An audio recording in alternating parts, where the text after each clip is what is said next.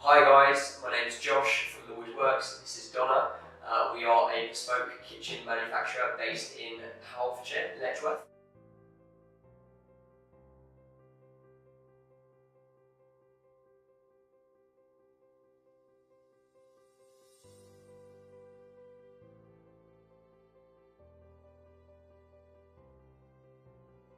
The first episode, we'd like to start off by discussing the very preliminary stages of thinking about doing a project. Yeah.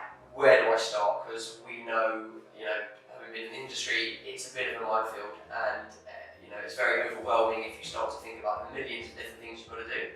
So I think as a starting point, this is hopefully a bit of a guide, a bit of a chat to show you early stages, what sort of boxes you need to tick, who you should speak to, the type of people you should be speaking to, etc., and what to consider. So I will start with the very basic question. Yes. Donna. Okay, so the first stage of the process will be, is it an existing building that you want to, are you just redoing your kitchen?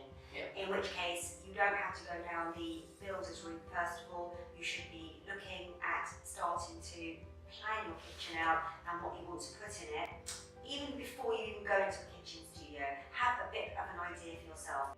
A really good tip to do that sort of thing are Pinterest, Yeah. House especially, because you can actually share your idea books with your kitchen designer. So you're basically on the same page, pardon the pun, about all the different things that you are looking at and thinking about doing.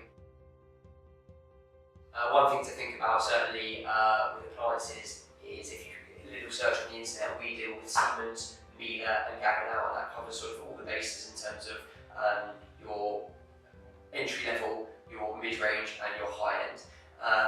But definitely go on the websites, they will point you in the right direction of a showroom, and you can see, you can touch, you can feel, you will notice they'll be using appliances in a way that you've never even thought about. Absolutely. And maybe you want to use that in your kitchen over the next 5 or 10 years. And a lot of people, for example, how many people do we speak to and say, have you thought about a steam oven? I mean, people don't even think about a steam oven. Steam oven are so underrated. They are absolutely amazing. I have a steam oven and I virtually never use my hob anymore.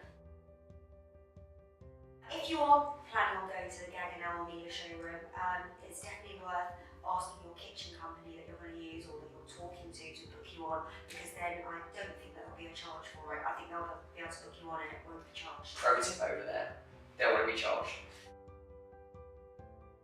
So now if we think about if you want to do an extension, what do you need to do? So if it's more than, I think, 10% of the overall footprint of the house, then you're going to need to get planning permission, and you're going to need to get some plans drawn up by an architect in order to apply for the planning permission. Just really quickly, link below in the comments, we will give you some recommendations for architects that we personally work with, and you will find that a lot of kitchen designers, a lot of kitchen studios will have their architects or design firms that they work with quite a lot as well, their recommendations. So, I mean, that does vary by area, because obviously it's always good to have an architect that's in your area, because they get to know the people at the council and they've got good relationships, etc., that might help the process along. But you need to speak to an architect, you need to get some plans drawn up, and you need to get them put in for planning permission. So one thing that's quite important to point out as well, an architect will come up with a very broad scheme in a kitchen, and it's just to show literally boxes on a page, to show what is possible, and 9 times out of 10 we will end up changing that plan because it requires specialist knowledge. Yeah, he's not the kitchen designer. Correct. You have to think about a lot of different things that an architect is very specialist and doesn't think about in a kitchen.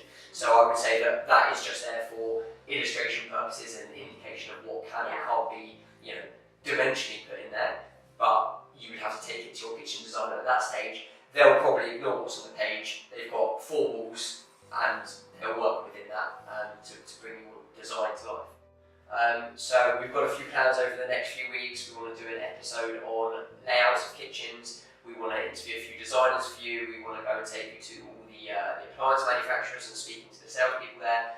But please comment, let us know what you guys want to watch, what you want to know, and we'll see you next time. Look forward to it.